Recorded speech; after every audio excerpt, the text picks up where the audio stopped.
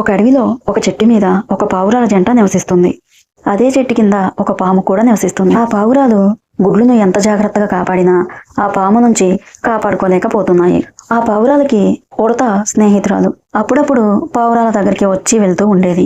ఆ జంట పావురాలు వాటి గుడ్లను చాలా జాగ్రత్తగా కాపాడుకుంటున్నాయి. ఆ పావురాలు ఆహారం కోసం బయటికి వెళ్లేటప్పుడు ఒక పావురం కాపలా ఉండేది. ఆ సమయంలో ఉడత కూడా ఆ పావురానికి తోడుగా ఉండేది. అలా ఆ గుడ్లను జాగ్రత్తగా కాపాడుకుంటున్నాయి. ఉడతకి పావురాలకి స్నేహితురాలైన నెమలికి ఆరోగ్యం బాగోపోవడంతో నెమలి దగ్గరకు వెళ్లాల్సి వచ్చింది ఆ పావురాలు. ఆ సమయంలో పాము ఎక్కడా కనిపించలేదు. ఆ రెండు పావురాలు ఉడతను కలుపుకొని నెమలి దగ్గరకు వెళ్లాలని అనుకున్నాయి. ఆ పాము తిరిగి వచ్చే లోపల అవి అక్కడికి వచ్చేయాలని అనుకున్నాయి.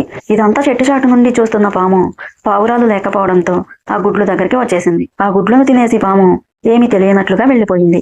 మగపావురం అటు నుంచి అటు ఆహారం కోసం వెళ్ళింది. ఆడపావురం ఉడత తిరిగి వచ్చేసరికి గుడ్లు లేవు. ఆడపావురం గుడ్లు లేకపోవడంతో కన్నీరు మున్నీరుగా విలపించింది. అది చూసిన పాము ఎగతాళిగా నవ్వింది.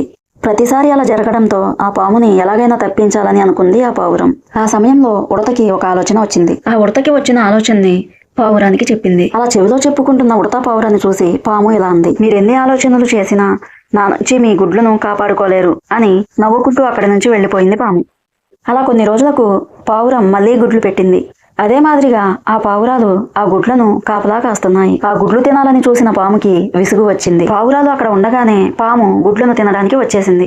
అదే సమయంలో ఉడత తన మిత్రుడైన నెమలిని తీసుకువచ్చింది. నెమలిని చూసిన పాము భయంతో చెట్టు దిగింది. అప్పుడు నెమలి ఇలా అంటుంది, ఏ పాము, ఇక్కడ ఏం చేస్తున్నావు? నా స్నేహితులను ఎందుకు ఇబ్బంది పెడుతున్నావు అని అడిగింది. నేను ఈ చెట్టు దగ్గరే ఉంటాను, నువ్వేం చేయగలుగుతావో చూస్తాను అని అంది నెమలి. నెమలి అక్కడ ఉండగా తన ఆటలు సాగవు అనుకున్న పాము అక్కడి నుంచి వెళ్లిపోయింది. పాము లేకపోవడంతో ఆ పావురాలు చాలా సంతోషంగా జీవించాయి.